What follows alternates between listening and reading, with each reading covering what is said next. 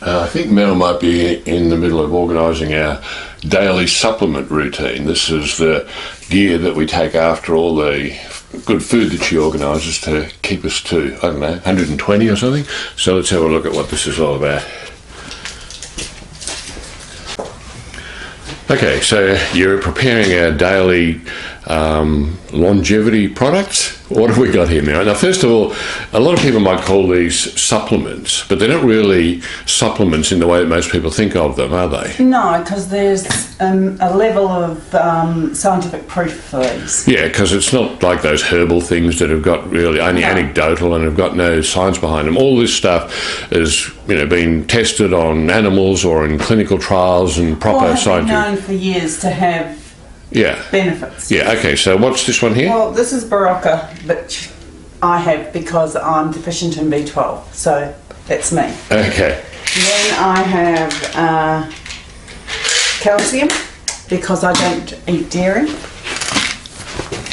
Okay, but calcium's good for everybody. That's not just a Merrill thing, is it? No, that's right. Everybody in our age particularly, because what happens with calcium in our bones? It leaches out of your bones as you get older, so you need to maintain it. Yeah, so this is a good idea for anybody in our sort of boomer plus age group, no? Oh, yes. Yeah. Yes, definitely. This is bilberry, but it's actually anthocyanin. Anything that's purple that you have, like blueberries or sweet potato, the purple sweet potato, stuff like that, except beetroot. Beetroot doesn't count. Yeah. But this is an antioxidant. Yeah. And it's for getting rid of free radicals in your system. And the free radicals are bad because? They cause cancer.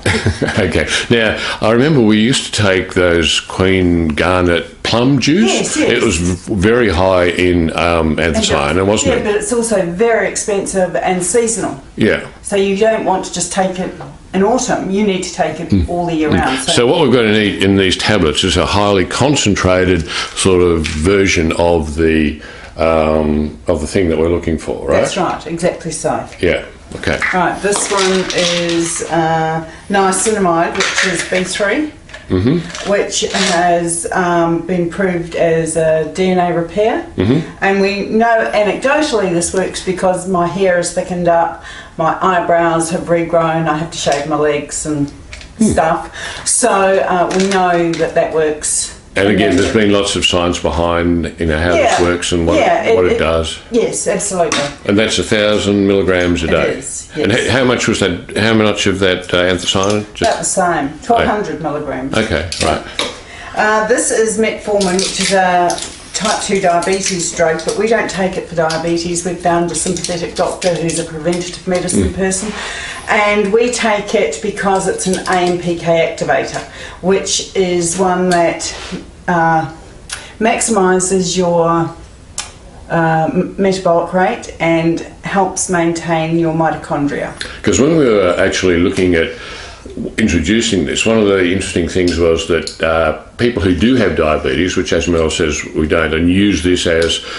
one of their medications, on parameters like dementia, cancer risk and all the rest of it, they actually did better than not only people that were taking other diabetic medications, but actually better than the background population. Yes. And the science trying to work out why would the outcomes in those things actually be better. Usually diabetes, makes things worse. Well, for the first 18 months we were taking the AMPK activator, we were actually taking a herbal supplement, berberine, because we couldn't get this, but then we found a doctor who would prescribe it half dose. Yeah. So we take that and we've finished with the AMPK activator, which was very expensive. It was about $800. And this is just on the PBS, so it's, like a really, cost-effective way. Well, it is. And it's actually better. The other one was actually trying to mimic the effect of the metformin, but, But it was a very old known effect from that particular thing. And this one is K2D3. Now D3 is good for your bones and it's probably good to take with the calcium. The K2 takes the calcified plaque in your arteries and puts it back in your teeth and bones.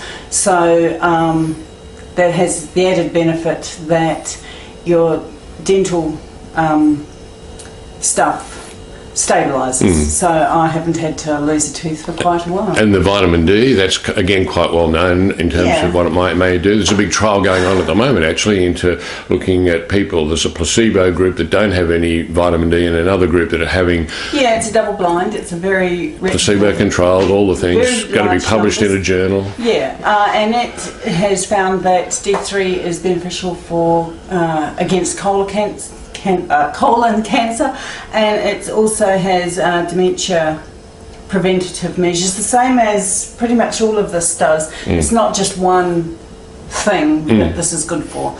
So, and what about the inulin? Oh yes, we have inulin, which is soluble fibre, and we have a scoop in the morning. It's well, not completely tasteless. It tastes slightly like candy floss.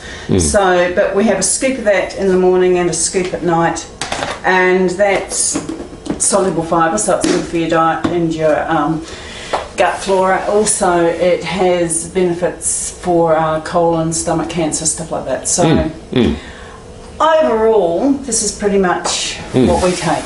So we've got the whole diet thing, which we've talked about, and this is, the last thing that we have to just try and, as I say, get us to 120. You're still playing squash, still arguing with each other. You're still telling me I'm an idiot, right through to 120.